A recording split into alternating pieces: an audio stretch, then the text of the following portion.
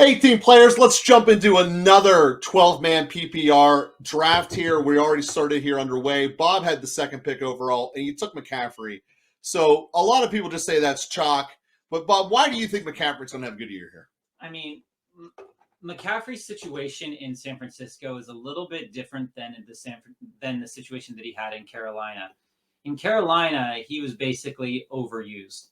And in San Francisco, he's used to a degree that he's going to stay healthy because they're managing his injuries. And I think that that's really important because I don't think San Francisco is going to be overwhelming teams this year. And I think that he has a good opportunity as both a pass catcher and as a runner to perform to the levels that we've seen Christian McCaffrey in the past. Now, if you just go back to his game logs from last year in PPR leagues, from week 10 on, 17 points, 8, 28, 29, 25, 13, 31, 16. Mm-hmm. And even before that, when he faced the Rams, 40 points. You know, there were only 2 weeks where he was under 10. Ooh. Garrett Wilson going ahead of Diggs and Lamb. That is unique. I have not seen that. I don't like that. Saquon and CeeDee, I think that's a good combination. Yeah, hard to fight that. Diggs and Brown. I think when you're drafting at the back half, if you don't like a running back, those are your two guys. Wow, Wilson and Pollard, I am not. It's leaving a lot to be desired, as they say. Yeah. See, Bob, now I'm caught here in hell because the running backs on the table, I'm not in love with Chubb at all. I'm going to go with St. Brown. Yeah. Can't fight it. Oh, you can't. But now I'm basically just hoping that either a Stevenson or a Najee falls to me in the third round. And which is unlikely. That's the problem. To get the 37th overall, to get either Stevenson or Najee, it is a tough pull. Although your boy Devontae Smith's there, how you've wanted to get him every time. You could do a Smith Olave stack potentially. I could. That could be scary. The fact Henry's still out there. Oh, Henry did go. Never mind. Henry went. Yeah. Yeah, Najee's rated as the number 2 running back right now. We'll see. He came off the board with Olave. This is, I mean, it's tricky. You want to come out with talent. You want to come. I mean, I don't really like him. I mean, like I do and I don't at the same time. Who's that? Najee. What's your downside with Najee? For Najee, at least, there goes Devonta Smith. I was hoping he would come back on the comeback. And there goes Stevenson. I mean, Higgins didn't get drafted yet, and he was the guy I was going to take. But, yeah, I think I got to take him. So what was your downside on Najee? Well, the downside with him is that he comes at a position where we've seen this, where it's Olave, Najee, Devonta Smith, Breece Hall, T. Higgins, Stevenson kind of situation. Mm-hmm. And Najee's volume isn't questionable. It's just that will the Steelers be better this year moving the ball down the field? And there goes the first quarterback in Jared Allen. A little run there. Josh Allen, not Jared Allen, Josh Allen. The fact that Najee's points didn't come from touchdowns I'm all in on Detroit, baby. A good thing. I think that if Najee's points came a lot from touchdowns last year, I'd be down on him more because I would see the Steelers as scoring. That's part of the Eckler argument. But I think that Najee's all coming from yards. He wasn't super efficient. Mm-hmm. But if the touchdowns come, that could be a really good combination. And then T. Higgins is the guy I'm more grumbling about. Just because taking a wide receiver 2 that high, it would either be Devonta Smith or Higgins that I would like. Yeah. And in a PPR, Higgins is okay. The last 2 weeks, if he's not hurt, he's good. It's just that will it be a Chase week? Will it be a Higgins week? Will it be both of them? And I'm not sure I want to play that game this year. Yeah, that's fair. That's fair. And, drafting the second spot, you're probably not playing that. Although, incredibly, Chase went first overall in this draft. Yeah, I was not expecting that. And I was half thinking of Jefferson because he seems like a bulletproof option this year. He is. Let's see what he does here. See what he does. He might get put on the auto pick here. Amari again, the thing with Amari Cooper, number one on his team, that they want to throw the ball aggressively. Just will they be able to really move the sticks? But without a doubt, Cooper is the best option on the Cleveland Browns. I mean, it's not even close. Mm-hmm. Like, you get some teams like Pittsburgh. Is it Deontay? Is it George Pickens? Even Seattle. Is it Metcalf? Is it Lockett? In Cleveland, there's just no doubt. I'm really intrigued what this guy does right here. He's probably going to take. He has to take a running back. He's probably going to take Debo. He should take Kenneth Walker. He should take Kenneth Walker.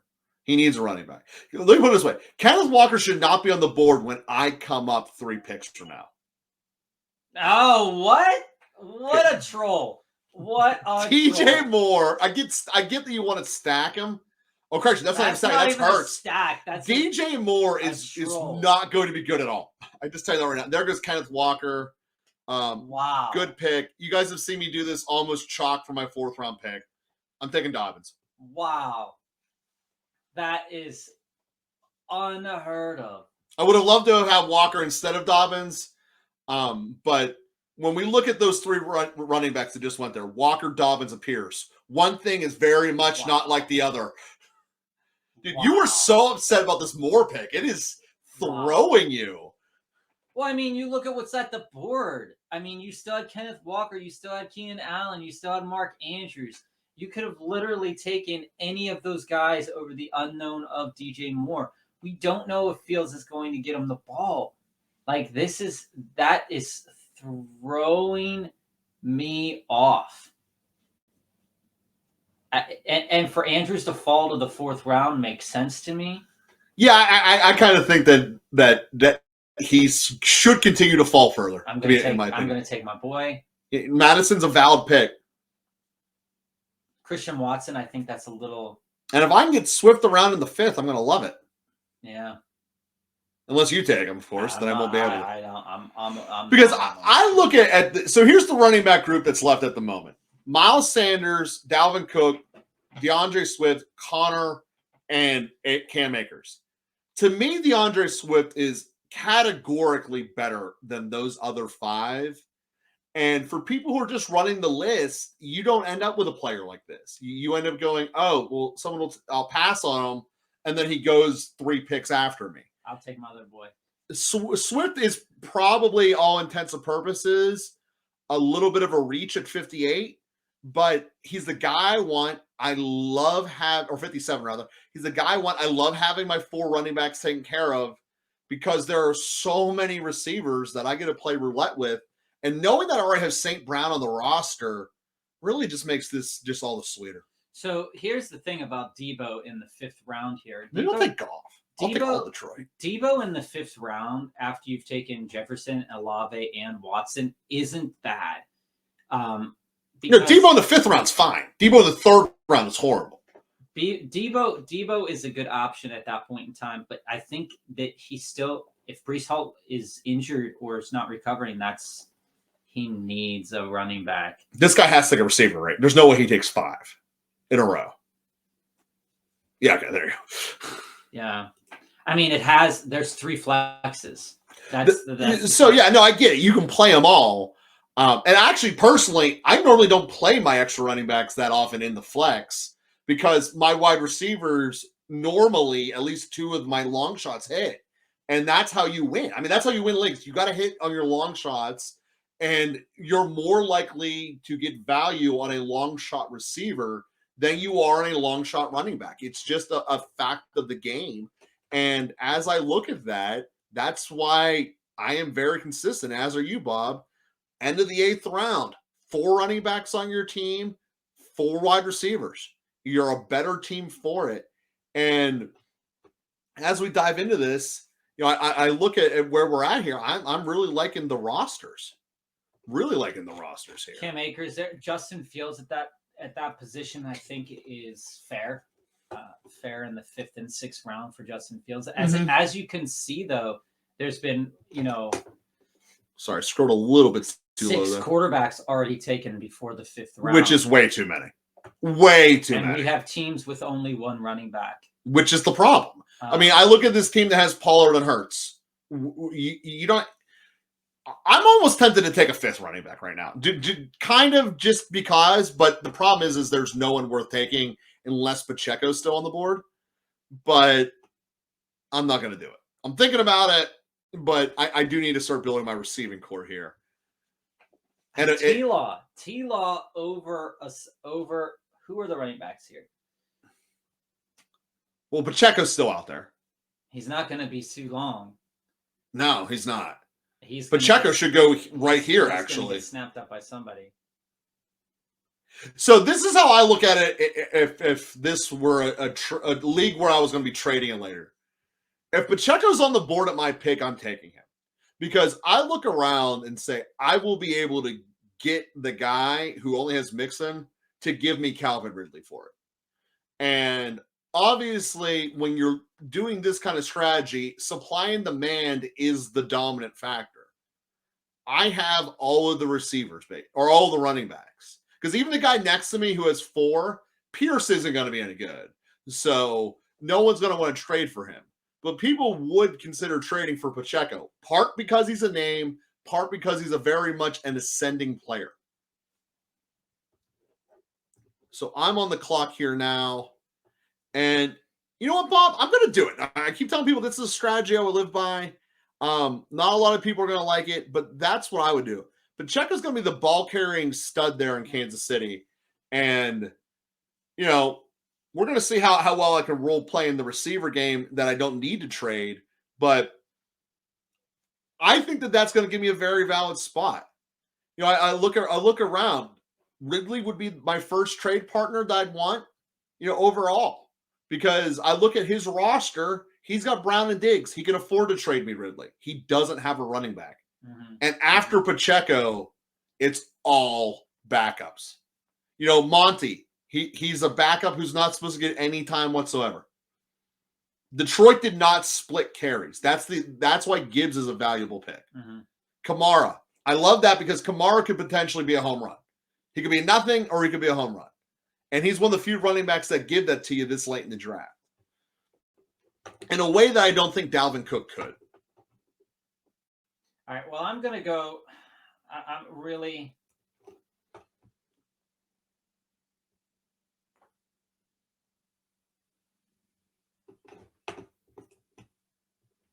I'm going to go double home run here. Double home run? You think he's going to be healthy? You think Javonte Williams is going to be healthy? Well, I don't necessarily think he'll be healthy week 1.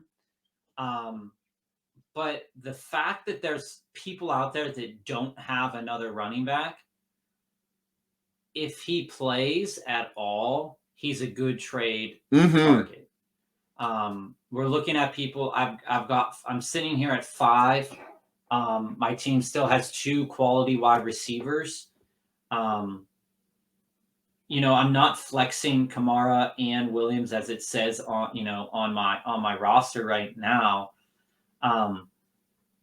But I think that I can still get some wide receivers coming down through the pipeline here. Mm-hmm. Still guys that are going to get touches. And if Kamara and Williams both come back, and if Kamara and Williams both play a full workload, they're going to pop. And that's the question. We don't know what Williams is going to do as a runner. We kind of glossed over him in our shows that, hey, stay away from this guy. Mm-hmm. But you should. He's my 5th guy. As a 5th guy, it doesn't matter because he basically drafted a trade piece, right? Yeah, and I think, like I said, this is the range in the 6th and the 7th round where you're going to take chances on guys. Mm-hmm. If these 2 play, I think it's a good chance. If not, it's 2 wasted picks, which could come back to bite you if you do something like this. So you might only want to do it with one of them and not take both of them. Yeah, that's probably true. But with other players, I mean, there's still a team. There's still a team out there that has 1 running back. There's 2 teams that still have 1 running back. And so, trade doors open. I'm not saying that it's totally necessary to have a lot of running backs, but I mean, it's necessary to 4. If you look at this, he's on auto at this point in time right now, but he wasn't before. The this is the guy who made it, is the mini mart. You're sitting at Lawrence, Mixon, Diggs, AJ Brown, Waller, Ridley, Ayuk. And this is something I want to point out that a lot of people do, and it's how that you can fail and mess yourself up. You only mock the first 3 or 4 rounds thinking that that's what matters. That's not how you win a league. You win the league in these later picks that really end up hitting. Well, you can definitely lose it if you're top right. Oh, you can lose a league in the first, but you can't win it just in 4 rounds. And as we're approaching my pickup coming here at the 8th round here, I'm at a spot where there you go. I was either going to take Brandon Cooks or Quentin Johnston. And they just kind of made the choice easier for me by Cooks going off the board right before me. But that's the way that I was looking at it. And it's because I'm in this receiver world. Part of the challenge of my team is I would have much rather have had Pickens being my number 3 receiver, and going by my draft strategy, I will trade Pacheco so that Pickens will become my number 3 receiver, because I'm not exactly thrilled with him being a 4 starter, at least for week 1. But down the season, I see him as a guy of great upside potential. And, really reality, the whole point is, if I don't trade Pacheco for someone that's better than Christian Kirk or Pittman, my draft strategy was a failure for that particular pick.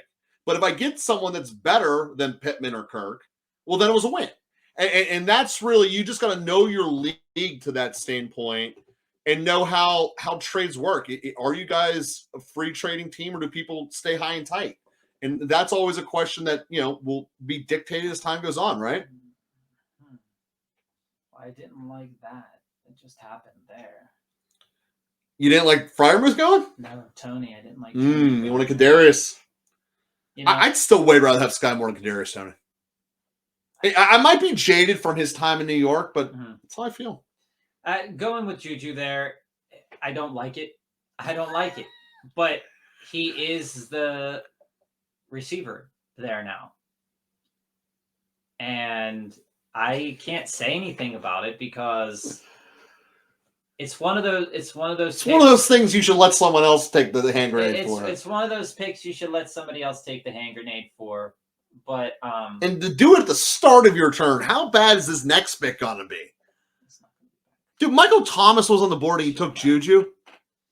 You took my boy. You took him out. I think there's a little bit something to that. So the reason I took Juju instead of Thomas is that I've already have 2 risky options at Kamara and Javonte Williams that when you go into a draft, you should limit yourself on the amount of health risks I think that you're taking, and to have 3 players potentially not starting week 1. Yeah, that can make it a challenging week. A lot of dead space on your roster. So if I hadn't have gone Javonte Williams and I went with Deontay Johnson or George Pickens, then I wouldn't have taken Juju and I would have taken Michael Thomas. The team would have probably been in a better position. But we're just trying things out here, and I think for anybody that's going to be at the back or the front end of the draft, and you're going to be drafting in the 6th, 7th, and 8th rounds, you should plan out guys that you really don't want and guys that you really, really do want. Because a lot of do I want Deontay Johnson? He's good. Do I want George Pickens? He's good enough, right? But do I see their 2 potentials as being higher than Kamara's or higher than Williams? I don't know. And Juju I would have rather had Kadarius Toney because I think there's a bigger chance that he pops off than Juju. But I mean, that's fair. But I mean, Mac Jones he's thrown, like we've said, he threw the ball a lot last year. And that was to guys like Jacoby Myers. Who was the other guy up in New England? I don't even remember. They've got Hunter Henry and they've got Gesicki. They've got Parker was the other guy. I know Parker. They're not. I believe they're not there anymore. No, the Myers is gone. Parker's gone. So you look at it and you say it's Juju and Gesicki's offense. Yeah, it's really Stevenson's offense, but in terms of receiving, it's Juju and Pacheco's. Man, they really did everything they can to make life hard on Mac Jones. They really, really have. Yeah, I mean, this guy's salvaging a little bit here with the Mixon, but man, what in the world is that guy doing down there with only two? Devin Achane is his second running back, then Raheem Mostert. You really don't want to. I'm going to do this. This is something I don't normally do, and I'm going to end up picking my third player from a single team. And if you're going to do that, Detroit's not the worst one to pick. That doesn't sound like a historically accurate statement because it's not.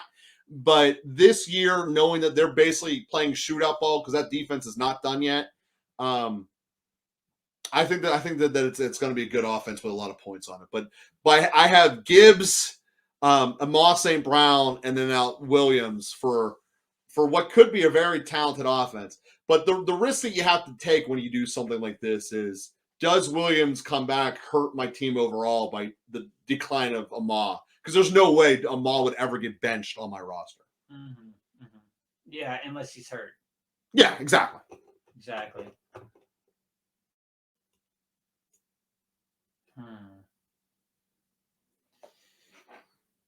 Again, the Harris Buffalo running back is an absolute fantastic pick that many people are just overlooking and letting it happen here.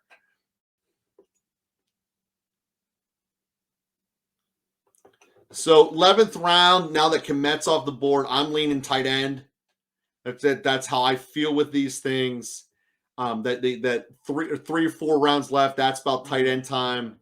And I'm going to end up taking two when it's all said and done, because the one I'm going to start with is my home run. And it's going to be Higbee, just like it is almost every draft. Like I said, Higbee could be a total bust. I would not take him as a standalone tight end. I definitely would not take him early.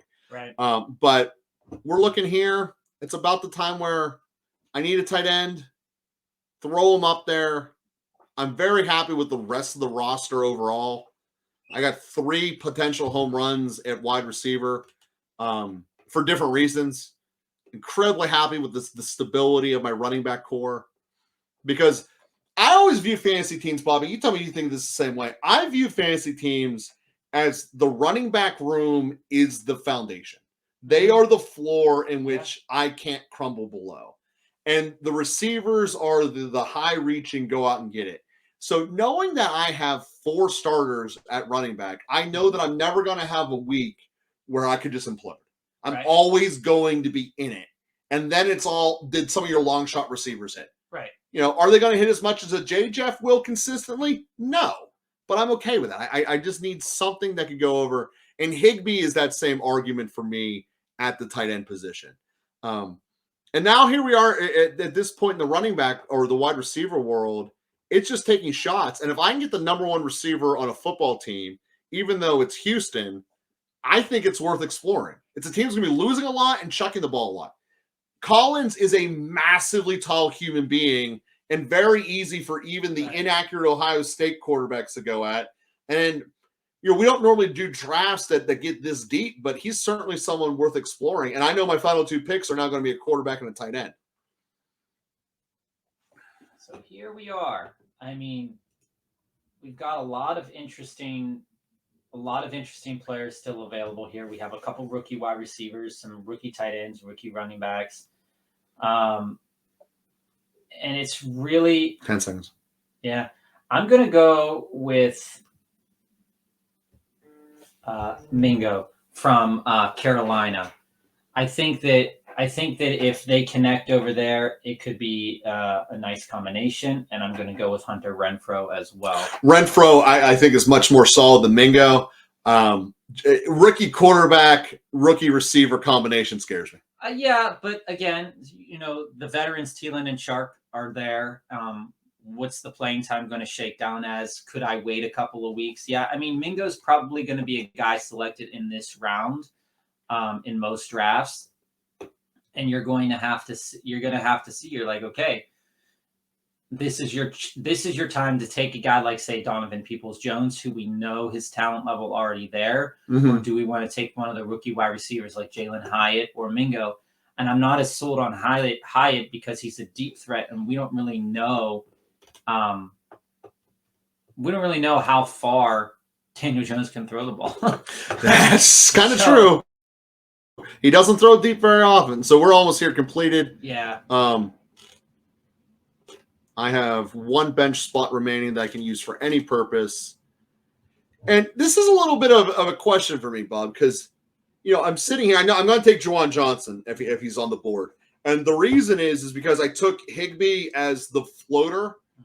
I think Juwan Johnson is going to be a very stable tight end option that he just went. So now it gets to the question of, I got people on my board here that I absolutely don't want to touch.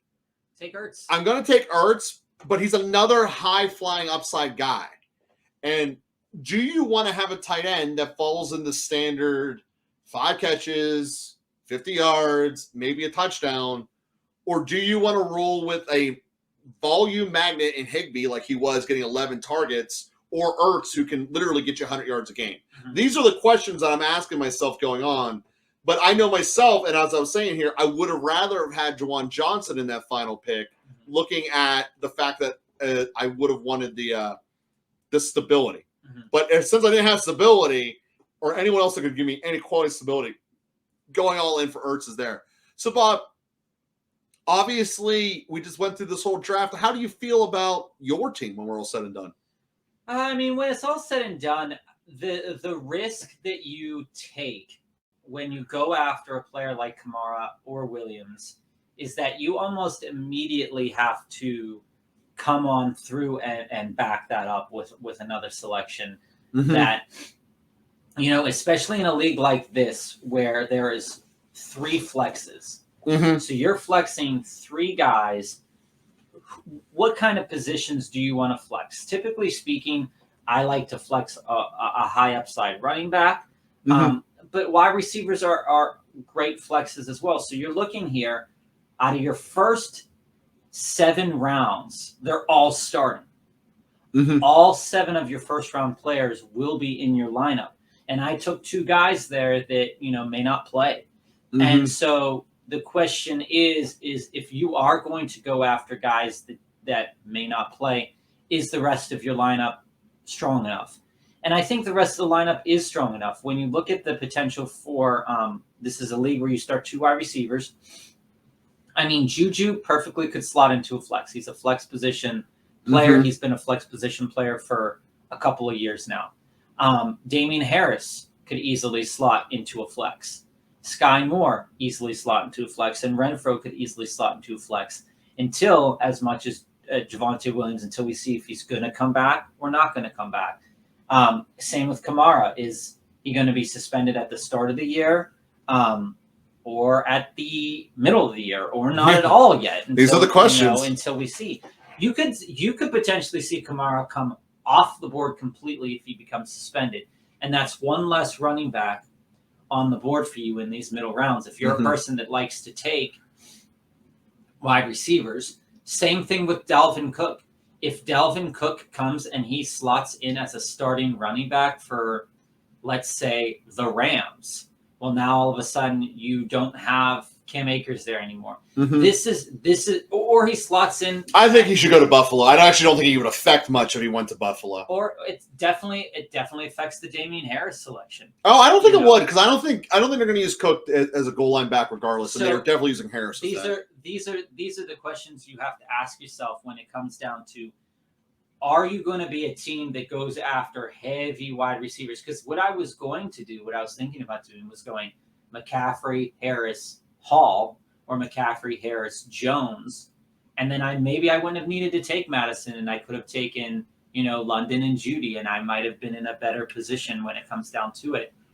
But when you go into your draft, when you took Kamara, it made you take Williams, is basically the answer. Yeah, because I don't think they're mutually exclusive to one another, but I do think that if you're going to take chances, these chances knock off your chances with other players. So mm-hmm. if you take Williams and Kamara that late, you're not going to take a chance on Michael Thomas. You might not take a chance on a rookie wide receiver because you need guys that are going to play day one. Mm-hmm. So if you don't take them, it does open the door. It kind of handcuffs you in a way. If Kamara would be your fourth guy, if he's not in a flex position, say you only carry one flex, then we're not talking about this. This isn't a problem. Yeah. But because it's 2 flexes, 3 flexes, you run into a problem when you take guys like that. That's true. And likewise in my draft, I'm kind of feeling that Pacheco thing. Like I'm now dependent upon having to get a trade. Yeah, can I go through a week with putting out Gabe Davis and Pickens? Sure. But when I set up my opening day week 1 roster, I'm not exactly thrilled that George Pickens has to be a 4 starter. Like, I much like him as a receiver 3 than a receiver 2. And yeah, the Pacheco thing is an aggressive trade. I'm looking at it at too many guys that don't have receivers on their team. But then I look at their rosters being like, of the receivers out there and the guys who have no running backs or any good running backs, who are really the eligible guys that can trade to? Well, Deebo Samuels and Watson, I don't want either of them. Moore, okay, no. But Mike Williams, I consider. Ridley, I consider. But that's really all the trading potential I would have there for Pacheco. See, now. So maybe it would have been better if I would have gone safe and just took out Pittman or Kirk, because those would have been either one of the 2 I would take. Yeah, if it were me at that Swift selection, I know you really like Swift. I love Swift this year. I would have rather taken a more clear-cut starter in Cam Akers. I mean, he came on at the end of last year. True, but Philadelphia's running game, when it is on. I get it. Can smack, man. Or I might have went in and taken Mike Williams. Well, see, so here's the other part with Swift. I don't need him to be a stable guy. I already have 3 guys that are volume guys ahead of him. Right, but he's just starter.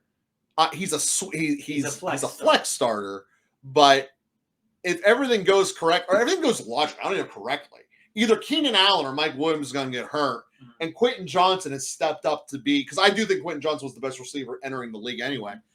He's going to step up and be required to play starter minutes. See, that's the difference between like a Mingo. I don't know if Mingo's ever getting on the field. I know Quentin Johnson's getting on the field. All he has to do is beat up Palmer. I mean, but that's why Quentin Johnson is in the 8th round and Mingo would be in the 12th.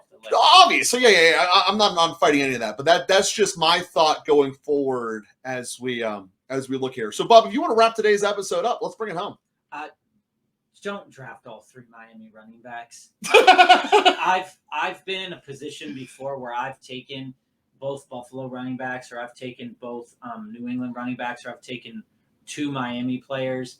But this is not the year for that. We really need to see that situation come up, and it's also really not the year to do that if they're your second running back. I mean, they didn't use running backs a lot last year in the first place, and so this is something that I think will be really damaging if you try to construct your roster like that. Particularly speaking, if you're going to do that, you have to have top flight guys at the top end, and I don't think the person Pollard who drafted that did that. I think we have to curb our expectations a little bit in Seattle with Kenneth Walker as well. Charbonnet is definitely, I mean, we're talking about, and a lot of the media is talking him up as well. Kenneth Walker was a dog last year. Sure was. But we know what Pete Carroll does to the running back situation. So, I think we have to curb expectations there a little bit. And also Pierce, when he got dogged on, he was done. I mean, when they figured him out, he was done. So taking him as your 4th running back, yeah, sure, definitely not there. But the upside is. I'd rather have Madison than him. The upside isn't there. And then just going through, talking a little bit about Detroit's running back situation. Gibbs is going much higher than David Montgomery. Could Montgomery play the Jamal Williams role from last year? We don't know. I think about. So there's going to be there's a lot of problematic running backs. So if you don't take 2 solid running backs coming out of your top 4 or 5 rounds, you're going to be digging. And sometimes you can find diamonds in the rough, like James Conner was a couple years ago in his first year in Arizona. Like James Conner could be this year again. But it's not something that you truly, truly want to rely on unless you've gotten the best of the best wide receiver combinations. I mean, like I'm looking at Jefferson and Olave. That is a great combination. Hill and Adams, another potentially great combination. Diggs and Brown, excellent combination there.